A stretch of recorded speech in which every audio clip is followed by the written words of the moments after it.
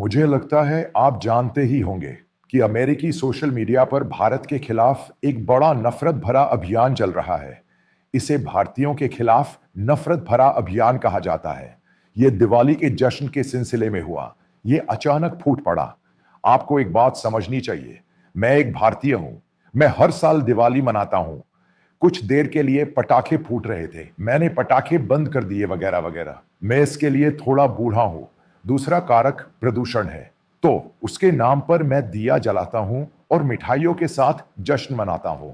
तब से मेरा परिवार इसके अंदर एक साथ जश्न मनाना, क्योंकि दिवाली भारतीयों के लिए रोशनी का त्योहार है। अमेरिका में हम समझते हैं कि जब से ओबामा सत्ता में आए हैं, भारतीय व्हाइट हाउस और ओवल ऑफिस में अपनी मर्जी से काम कर रहे हैं। ओवल ऑफिस में एक वैश्विक दिवाली उत्सव होता है और इसी तरह इसकी शुरुआत हुई। इसका एक हिस्सा है। इस बार ट्रंप दिवाली मना रहे हैं। उसके नीचे यानी एक्स प्लेटफॉर्म, पुराना ट्विटर जो अमेरिकियों द्वारा सबसे ज्यादा इस्तेमाल किया जाता है, मौजूदा एक्स प्लेटफॉर्म इस्तेमाल होता है। उसके नीचे जो झूठ है वो अमेरिकी राष्ट्रपति के खिलाफ है कि उनकी रिपब्लिकन पार्टी ने दिवाली इतने बुरे तरीके से कैसे मनाई। केरल में संघ परिवार के संचालकों को जाकर इसे पढ़ना चाहिए। केश पटेल भारतीय मूल के हैं। वो एफबीआई के निदेशक हैं। उन्होंने सिर्फ दिवाली मनाने का कार्यक्रम दिया।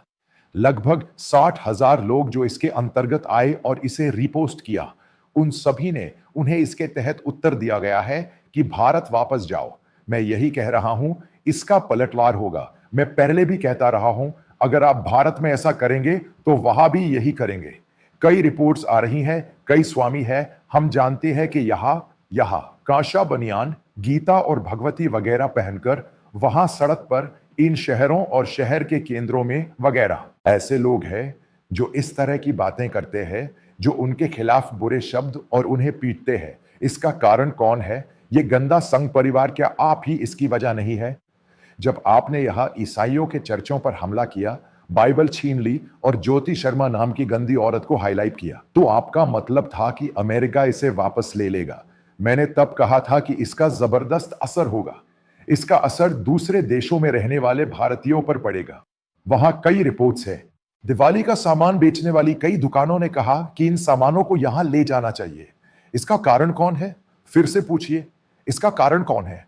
आपने कहा था कि यह छत्तीसगढ़ के मुद्दे से जुड़ा है। यहां समस्या होगी। मैंने तब भी यही कहा था।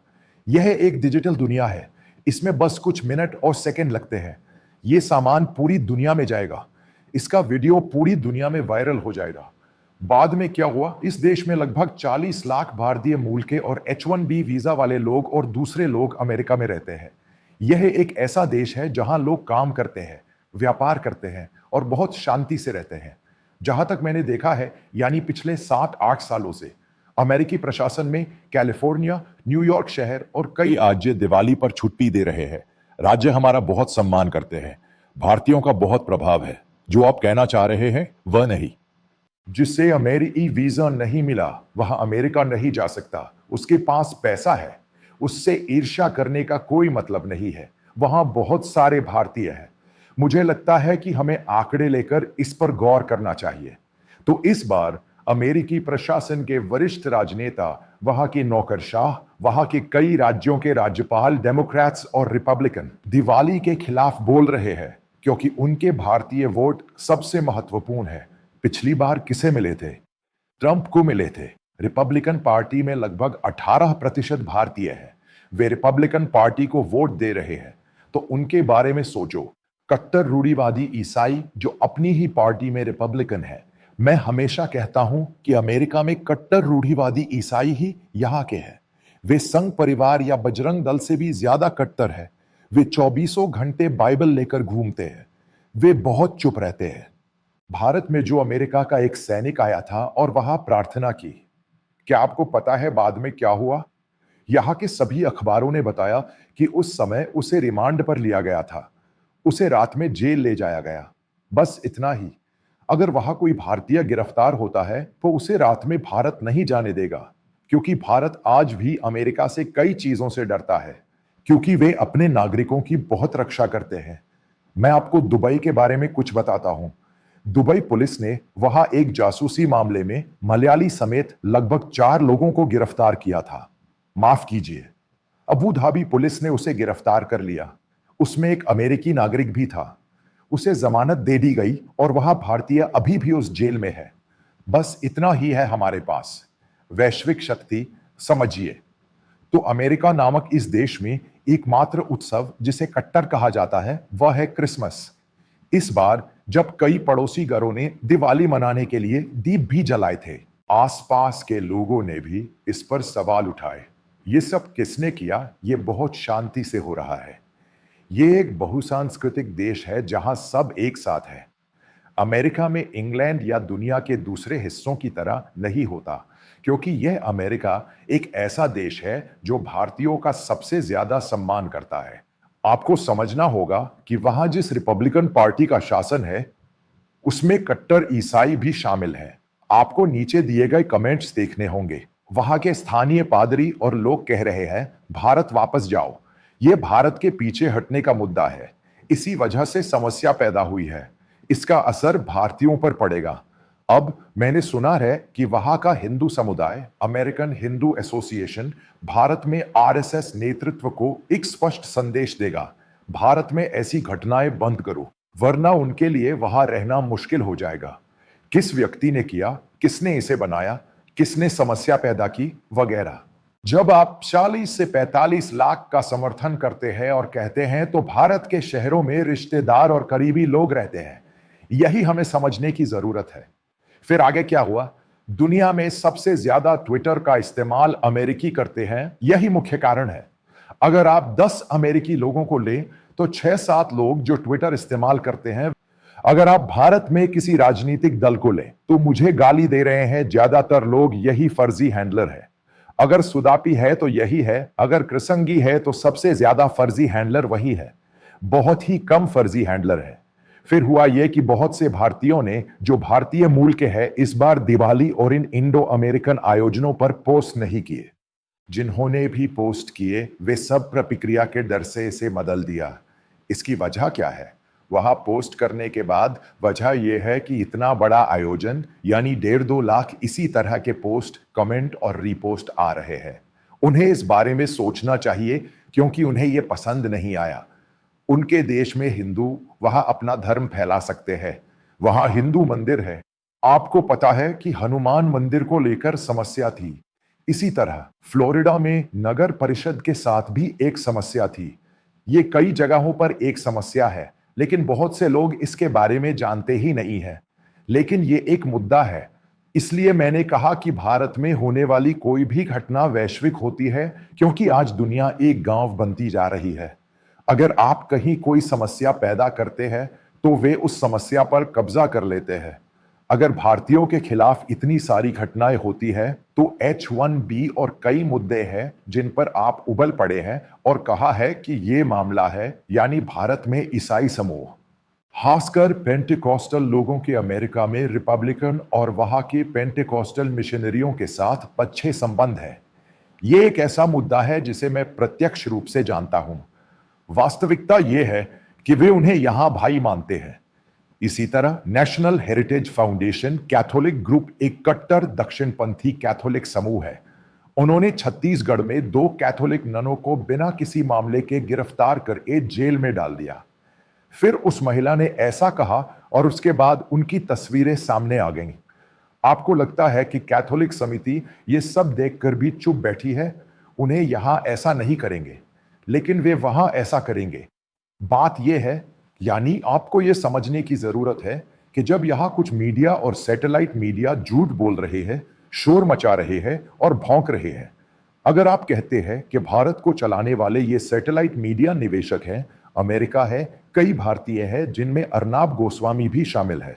उनमें से कई वहां से अपना निवेश प्राप्त करते हैं। वो जो निवेशक यहां निवेश करने में डर रहे हैं, वे डर के मारे इंडिया से चले जाएंगे।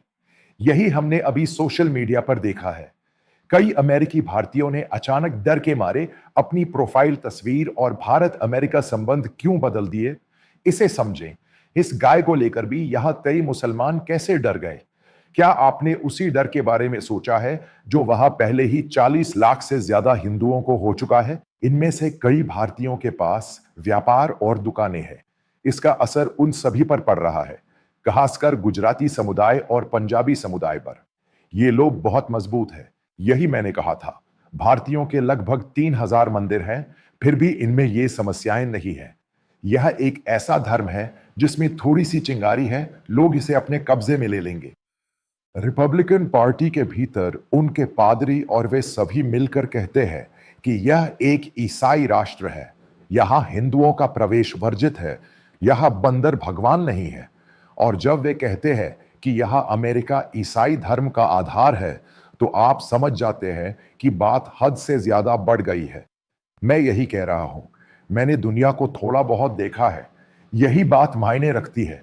तो एक जगह जो प्रतिक्रिया होती है, यानी वहां जो समस्याएं और घटनाएं सुलझ जाती है, आप उसे बदल देते हैं। चीजें इसी तरह चल रही हैं। जहां तक मुझे पता है, यह पहली बार है कि इतने सारे अमेरिकी सोशल मीडिया पर इंटेंशन में इसके खिलाफ एक ही तरह से प्रतिक्रिया दे रहे हैं। यह बहुत बुरा है। विवेक रागा स्वामी जैसे कई लोगों ने अपने सोशल मीडिया को अस्थायी बना दिया है और इसे रोक दिया है, क्योंकि यह ऐसा ही है। आइए, यह सब क्यों जरूरी है? यानी हमें यह समझने की जरूरत है कि जब हम किसी को यहां दिखाते हैं और किसी को नुकसान पहुंचाने और समस्याएं पैदा करने की कोशिश करते हैं, जब हम उन्हें इस विचारधारा का हिस्सा बनाकर उन्हें बर्बाद करने की कोशिश करते हैं, तो यह सब विभिन्न मीडिया प्लेटफॉर्म पर हो रहा है। जब ये विभिन्न मीडिया प्लेटफॉर्म पर फैलाया जाता है, तो हमें यह समझने की जरूरत है कि इसका असर सभी भारतीयों पर पड़ेगा। यहां पड़े रहने और हिंदू कह के उछल कूद करने का कोई मतलब नहीं है, क्योंकि भारतीय वैश्वीकृत है। यह सिर्फ एक विशेष स्थान देने के बारे में नहीं है। यह उन लोगों के बारे में है जो वैश्विक स्तर पर यात्रा करते हैं। यह उन सभी को प्रभावित करेगा, यानी हर भारतीय को प्रभावित करेगा। यह संघ परिवार द्वारा ईसाइयों और मुसलमानों के खिलाफ किए गए कुछ प्रयासों के कारण है, जिसने भारत का निर्माण किया है। आपको यह समझने की जरूरत है कि मुस्लिम समुदाय पूरी तरह से डर गया है और ईसाई समुदाय डर गया है, और वे 100% वापस आ जाएंगे। दोनों में यही अंतर है, क्योंकि वहां सबसे बड़ी आबादी और जनगणना है। हकीकत यह है कि यह उससे कहीं ज्यादा है। यह सबसे ज्यादा है, उससे भी ज्यादा आदिवासी इसके अंदर है, क्योंकि वे जानते हैं कि इतने लंबे समय से उन्हें कौन रौंद रहा है। यह अपनी सारी प्रतिक्रियाएं दिखाता है, पीटता है, चर्चा तोड़ता है, बिना कुछ गलत किए लोगों को जेल में डाल देता है। यह सब टेक्स्ट और वीडियो में हो रहा है, और दुनिया भर में यात्रा करते समय इसने मेरे जानने वाले कई भारतीयों के लिए समस्याएं पैदा की हैं। वहां रहना यह वैश्विक होगा, यानी भारत देश का अपमान करने जैसा है। भारत में दिखाई जा रही ये समस्याएं उसकी प्रतिक्रियाएं हैं। अमेरिका में बेचारे भारतीय खतरे और परेशानियों में है। इससे हर कोई क्या अनुभव कर रहा है? H1B वीजा और वे युवा जो मोदी का सबसे ज्यादा गुणगान कर रहे थे, उन्होंने मोदी की छवि बदल दी है। अब वे भारत अमेरिका संबंधों की बात नहीं करते, मुद्दे लिखते हैं। लोग उन्हें पकड़ने और उन पर चिल्लाने की कोशिश कर रहे हैं। अगर अमेरिका में जो कुछ हुआ है, वह हुआ है, वैश्विक हो गया है, तो यह जल्द ही बदल जाएगा। अगर हर कोई इसे समझ ले, तो यह सबके लिए बेहतर होगा।